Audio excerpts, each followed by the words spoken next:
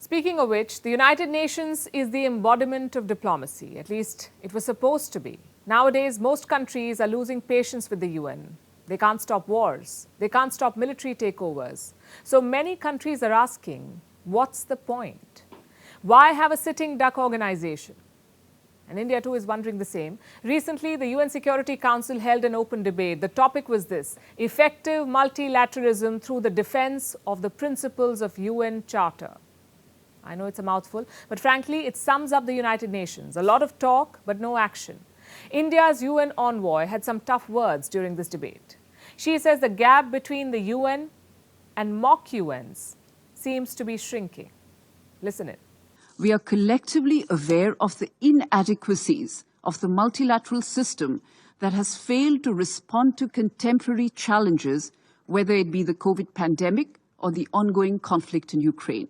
Moreover, significant global challenges such as terrorism, radicalism, climate justice and climate action, disruptive non-state actors, debt and several geopolitical contestations continue to undermine global peace and security. Quick side note, mock UNs are role-play events in colleges and schools. Students pretend to be countries of the world. They discuss real issues, but the impact is nil.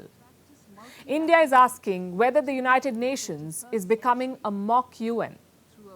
And this isn't criticism from any country. This is from India, a founding member of the United Nations, also the largest democracy in the world. So criticism from India is criticism from 1.4 billion people, and that's not something the UN can ignore.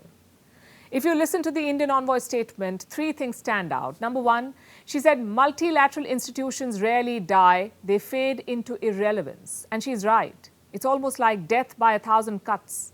America's war on Iraq was one cut. Russia's war on Ukraine is another. Secondly, she said the UN perpetuates the 1945 mindset. What does that mean? In simple words, a moving on problem. The Second World War ended in the year 1945, and currently we are in 2023. Almost 8 decades have passed, yet the Security Council membership has not changed. It still reflects the result of World War II.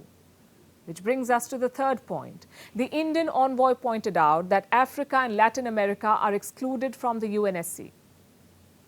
We're not talking about one or two countries, we're talking about entire continents. Africa is home to more than 1.4 billion people. Latin America is home to more than 600 million people. Yet they have no voice in the United Nations Security Council. At the same time, a tiny island off Europe with 60 million people does. I'm talking about Britain. And why is that? Because once upon a time, they won a war. I could say the same about France or the US or China. The fact is, the UN must change. It must reflect the new global order. And how do you do that? For starters, by expanding the UN Security Council. There is no excuse to keep India out anymore. This is a country of 1.4 billion people, not to mention a major military player with a nuclear arsenal. I know a lot of people will say a UNSC membership will be an honor for India. I say it's the other way around. Including India will enrich the United Nations Security Council. It will make the council more representative and powerful. Same with Africa and Latin America.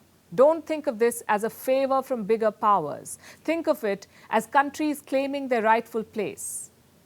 But the question is, how do we make this happen? If you want to expand the UNSC, you need all the 5 permanent members on board. That's America, Britain, France, Russia, and China. India's membership is supported by 4 of them. Guess the odd one out? China.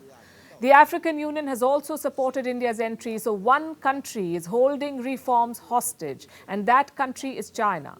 But some of the blame also lies with the West. They keep saying India should get a UNSC seat. But what have they done to make it happen? Have they held discussions with China? Have they offered concessions to get China on board? The truth is, they're happy with the status quo. In this setup, they can tell smaller states what to do while doing the exact opposite themselves. That is the sad reality of the United Nations. It was created to resolve big power rivalries. Instead, it has become hostage to it.